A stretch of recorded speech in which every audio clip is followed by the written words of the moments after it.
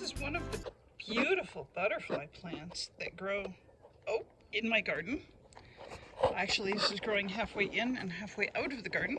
It likes to climb, so I threw some seed down at the base of my fence, and it's growing over the gate.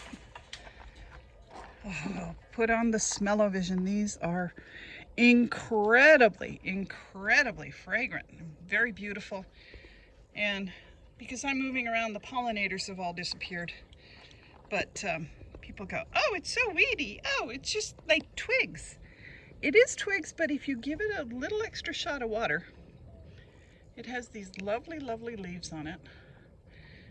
I'm gonna have to look it up and key it out, because I saw it when I was at actually a boot place, growing up against the back fence of their land, and I grabbed some seed pods. So I'm gonna have to figure out which one this is, but oh gosh, it's just growing up well and providing food for the pollinators, and that's my goal here.